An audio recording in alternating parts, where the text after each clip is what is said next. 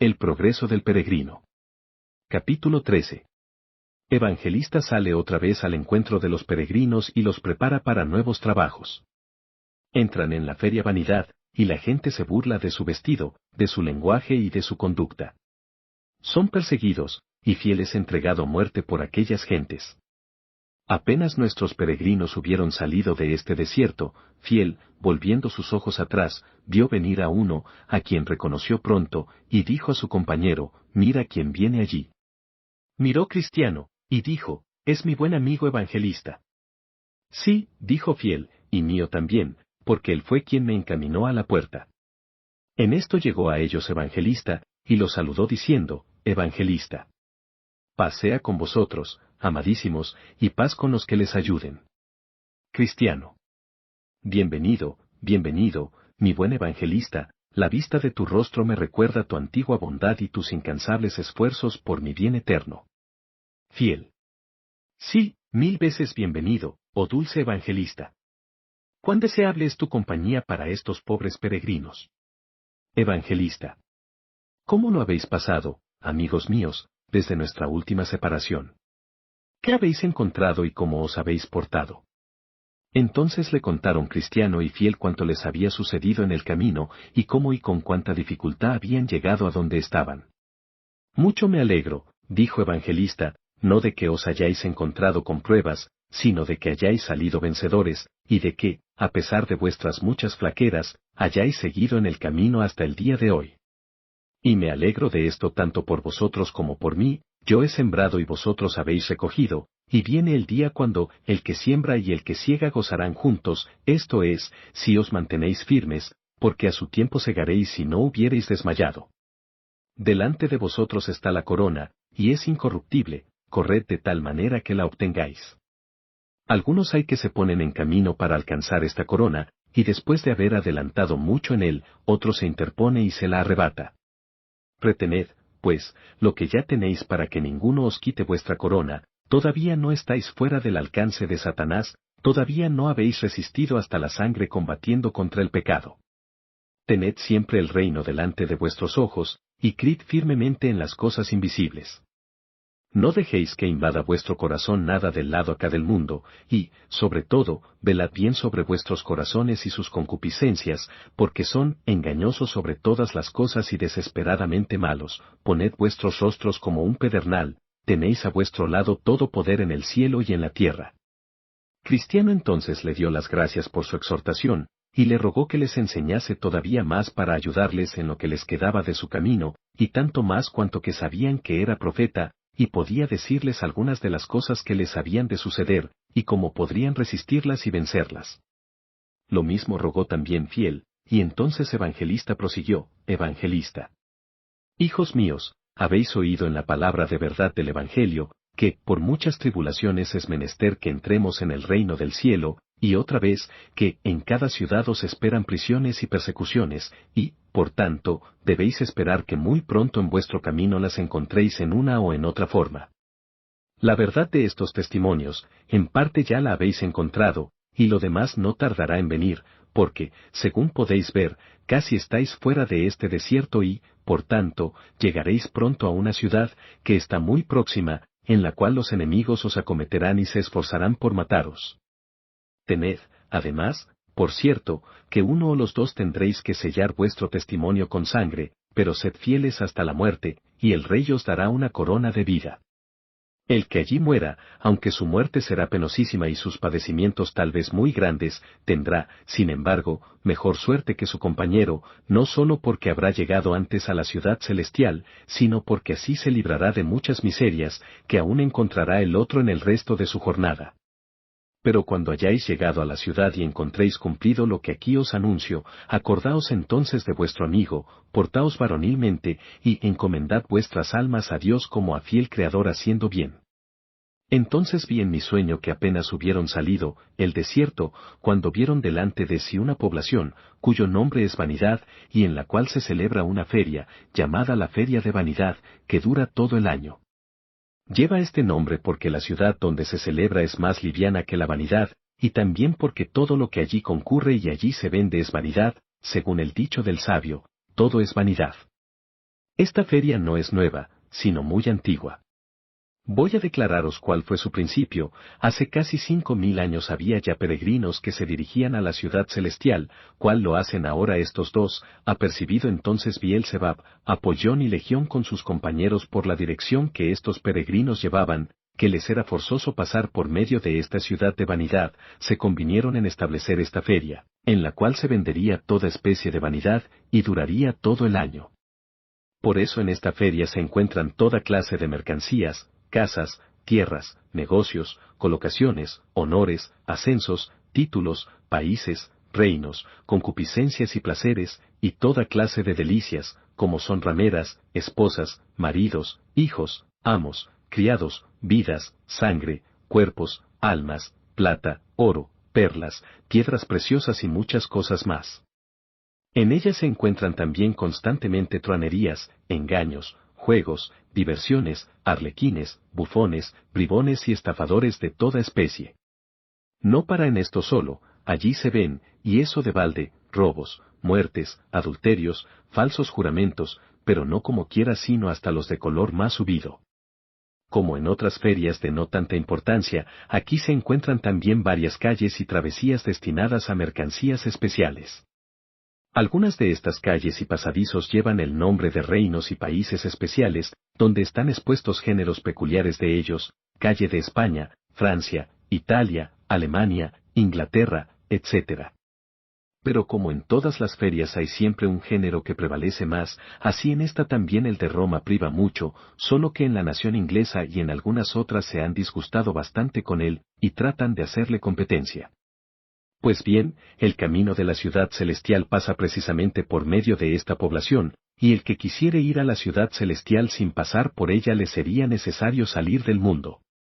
El mismo príncipe de los príncipes, cuando estuvo en el mundo, tuvo que pasar por esta población para llegar a su propio país, tuvo también que hallarse en la feria, y, según creo, el mismo Bielzebub era entonces señor de ella, y le invitó en persona a comprar de sus vanidades, y aún más. Le hubiera hecho dueño de ella con solo que le hubiese hecho una reverencia al pasar por la población.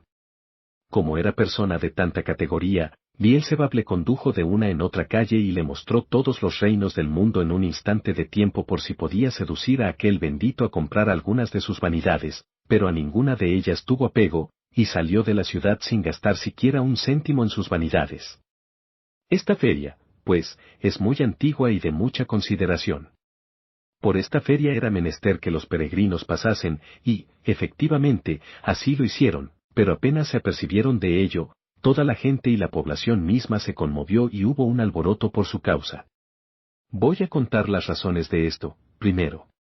Siendo el vestido de los peregrinos muy diferente del de los que comerciaban en aquella feria, la gente no se cansaba de mirarlos, unos decían que eran 85 tontos, otros que estaban locos, otros que eran extranjeros.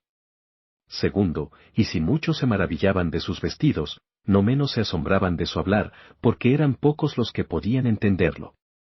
Naturalmente, hablaban el idioma de Canaán, y la gente de la feria hablaba el de este mundo, así que de un lado a otro de la feria parecían bárbaros los unos a los otros. Tercero, pero lo que más asombró a los traficantes era que estos peregrinos hacían muy poco caso de sus mercancías, ni aun se tomaban siquiera la molestia de mirarlas, y si se les llamaba a comprar, tapándose los oídos, exclamaban, «Aparta mis ojos para que no vean la vanidad». Y miraban hacia arriba, como dando a entender que sus dependencias estaban en el cielo. Uno, queriendo mofarse de estos hombres, les dijo burlándose, «¿Qué queréis comprar?». Y ellos, mirándole con ojos serios, le dijeron, «Compramos la verdad». Esta respuesta fue motivo de nuevos desprecios, unos se burlaban de ellos, otros los insultaban, otros terceros los escarnecían, y no faltó quien propusiese el apalearlos. Por fin llegaron las cosas a tal extremo, y hubo tan gran tumulto en la feria, que se alteró el orden por completo. Entonces se dio parte de ello al principal de la feria, el cual, personándose en el sitio de la ocurrencia, encargó a algunos de sus amigos de confianza que examinasen a los que habían puesto en confusión a la ciudad. Fueron llevados, pues, para ser interrogados, los que los juzgaban les preguntaron de dónde venían, a dónde iban y qué hacían allí en traje tan extraño. Somos peregrinos en el mundo, contestaron, Y nos dirigimos a nuestra nación que es la Jerusalén celestial. No hemos dado ocasión a los habitantes de la ciudad, ni tampoco a los feriantes, para abusar de nosotros de tal manera y detenernos en nuestro viaje, como no sea porque hemos contestado a lo que nos pedían que compráramos, que nosotros solo quisiéramos comprar la verdad. Mas el tribunal de los jueces declaró que estaban locos y habían venido solamente a perturbar el orden de la fiesta. Por lo tanto, los prendieron, los hirieron con golpes, y, llenándolos de inmundicia, los encerraron en una jaula para servir de espectáculo a todos los hombres de la feria. Allí, pues, quedaron por gran tiempo, y fueron hechos el blanco de la diversión, malicia o venganza de cualquiera. El principal de la feria se reía de todo esto, al mismo tiempo que, siendo ellos inocentes y no volviendo maldición por maldición, sino antes, por el contrario, bendiciones, dando buenas palabras por malas y favores por injurias, algunos hombres de la feria, que eran más observadores y más despreocupados que los demás, empezaron a contener al vulgo y reprenderlo por sus injustificados abusos y atropellos. Mas éste, irritado, se volvió contra ellos, llamándolos tan malos como los de la jaula, e indicando sus sospechas de que eran aliados, amenazándoles con las mismas penas. La réplica de aquellos fue enérgica: nuestros peregrinos, dijeron, son pacíficos y sobrios, a lo que hemos podido ver, y no intentan hacer mal a nadie. Muchos de los feriantes merecían ser puestos en la jaula y en el cepo mejor que esos pobrecitos, de quien se ha abusado tanto. Así continuaron largo rato en contestaciones, mientras los pobres presos se conducían con toda sabiduría y templanza, hasta que aquellos llegaron a las manos y se herían unos a otros. Entonces los dos presos fueron llevados de nuevo delante de sus interrogadores y allí acusados de haber promovido la reciente confusión en la feria. En consecuencia, los apalearon lastimosamente, les pusieron las cadenas, y así encadenados, los pasearon por toda la feria, para escarmiento y terror de los demás, a fin de que nadie tomase su defensa o se juntase con ellos. Pero Cristiano y Fiel se portaron con gran sabiduría, y recibían la ignominia y la vergüenza a que se les exponía, con tanta mansedumbre y paciencia, que ganaron en su favor unos cuantos de los hombres de la feria, aunque por cierto fueron muy pocos relativamente. Esto exasperó mucho más a los de la otra parte, así que resolvieron la muerte de estos dos hombres. Por cuya razón los amenazaron con que, no bastando jaulas ni cadenas, deberían morir, por el abuso que habían cometido y por haber engañado a los hombres de la feria. Así que los encerraron otra vez en la jaula y los metieron en el cepo, hasta que se determinase lo que se había de hacer con ellos. Entonces se acordaron estos dos de lo que Evangelista les había dicho, y este recuerdo los confirmó tanto más en sus caminos y sufrimientos, cuanto que ya se les había anunciado.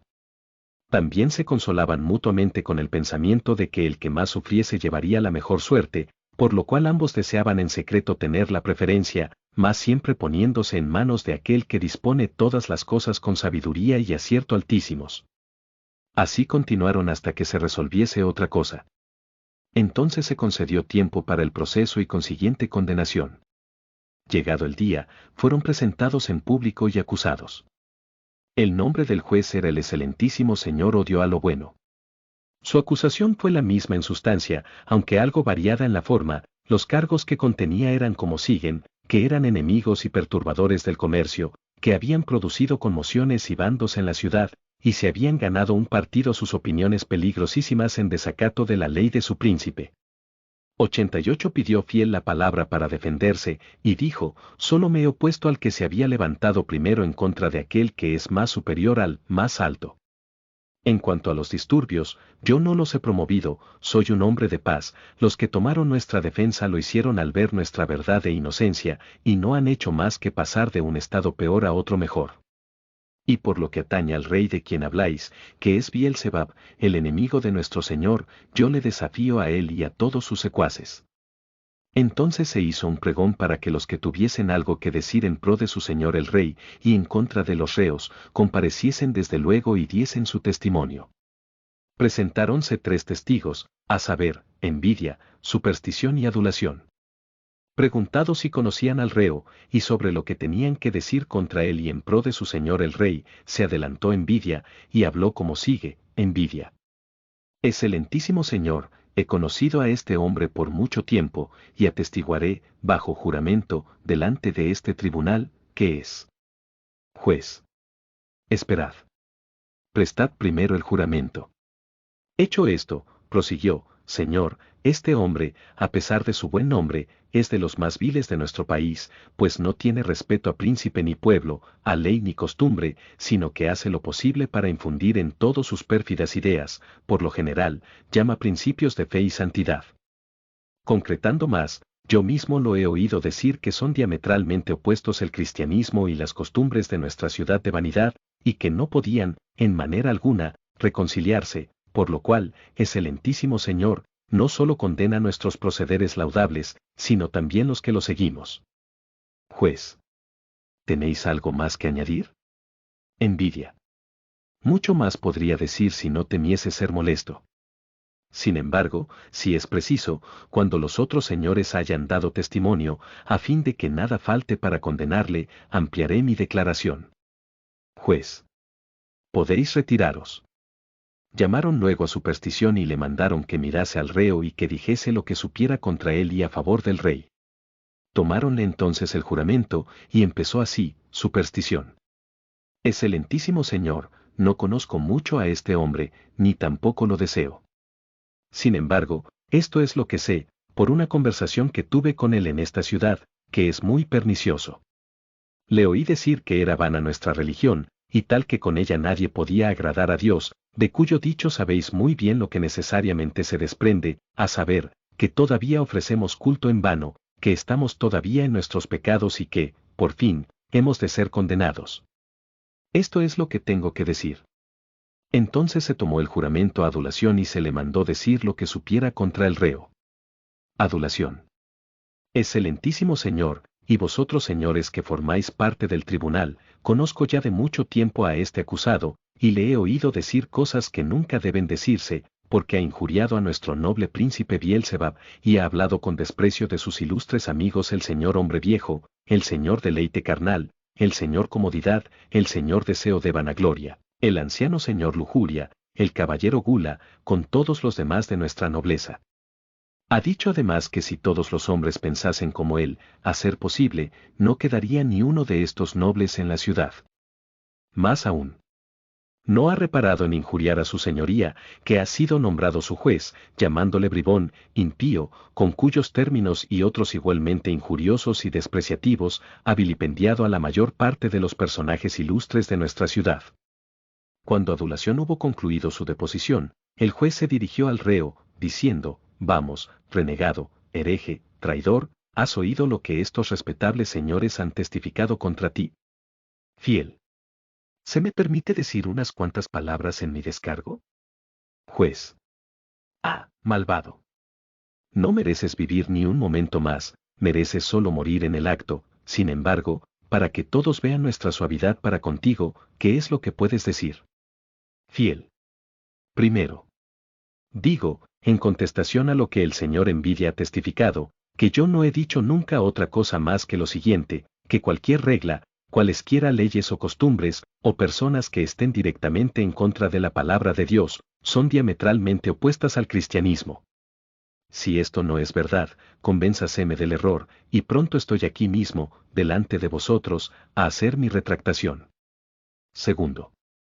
En cuanto al segundo, el señor Superstición y su acusación, más dicho es el siguiente, en el culto de Dios es necesaria una fe divina, y ésta no puede existir sin la revelación divina de la voluntad de Dios, por tanto, todo lo que se infiera en el culto de Dios que no esté conforme con la revelación divina no puede tener otra procedencia que de una fe humana, y esta fe no será valedera para la vida eterna.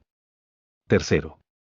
En cuanto al señor Adulación, haciendo caso omiso de lo que ha dicho sobre injurias y cosas parecidas, digo que el príncipe de esta ciudad, con toda la gentecilla de su séquito, que él mismo nos ha descrito, tienen mejor cabida y pertenecen más al infierno que a esta ciudad y a este país. Y no digo más, sino que el Señor tenga misericordia de mí. Entonces, volviéndose el juez al jurado, que durante todo este tiempo había estado en su sitio, observando y 91 escuchando, dijo, Señores jurados, ya veis a este hombre que ha provocado un gran tumulto en nuestra ciudad, acabáis de oír lo que estos dignos caballeros han testifica contra él, también habéis escuchado su réplica y confesión. Ahora a vosotros corresponde condenarle o salvarle, mas antes juzgo conveniente instruiros en nuestra ley. En los días de Faraón el Grande, siervo de nuestro príncipe, y para prevenir que se multiplicasen los de una religión contraria a la nuestra y se hiciesen demasiado fuertes, se publicó contra ellos un decreto mandando que todos sus niños varones fuesen arrojados al río. En los días de Nabucodonosor el Grande, también siervo suyo, se publicó otro decreto ordenando que todos los que no quisiesen doblar la rodilla y adorar su imagen de oro fuesen arrojados a un horno de fuego. En los días de Darío se publicó también otro edicto prescribiendo que cualquiera persona que dentro de cierto tiempo invocase a otro dios que a él, fuese arrojado a la cueva de los leones. Ahora en la esencia de estas leyes ha sido quebrantada por este rebelde, no solo en pensamiento, que ni aun esto debe permitirse, sino también por palabra y obra, ¿y puede esto tolerarse? Porque hablando del decreto de Faraón, fue hecha aquella ley sobre una suposición, es decir, a fin de prevenir un mal, pues hasta entonces no se había cometido ningún crimen, pero aquí tenemos una abierta infracción de la ley. En los casos segundo y tercero, como veis, arguye contra nuestra religión, y ya que él mismo ha confesado su traición, es reo de muerte. Entonces se retiraron los del jurado, cuyos nombres eran, respectivamente, ceguedad, injusticia, malicia, lascivia, libertinaje, temeridad, altanería, malevolencia, mentira, crueldad, odio a la luz e implacable. Cada uno de estos dio individualmente su opinión en contra de él, y después acordaron, por unanimidad, declararle culpable ante el juez. Primeramente dijo Ceguedad, que era presidente del jurado, veo claramente que este hombre es un hereje. Fuera del mundo semejante bribón, dijo Injusticia. Sí, añadió el señor Malicia, porque aborrezco su mismo aspecto. Por mi parte, nunca le he podido sufrir, dijo el señor Lascivia. Ni yo, confirmó el señor Libertinaje, porque siempre se empeñaba en condenar mi modo de vivir. A la horca con él, dijo el señor Temeridad. Es un miserable, añadió el señor Altanería. Mi corazón se subleva contra él, dijo el señor Malevolencia. Es un pillo, dijo el señor Mentira. Se le hace demasiado favor con ahorcarle, dijo el señor Crueldad. Despachémosle cuanto antes, dijo el señor Odio a la Luz. Y para concluir dijo el señor Implacable, aunque se me diera todo el mundo, no podría reconciliarme con él, declarémosle, pues, en el acto, digno de muerte. Y así lo hicieron. Sin pérdida de tiempo se le condenó a ser llevado al lugar donde había estado en un principio, y allí ser ajusticiado con la muerte más cruel que se pudiera inventar.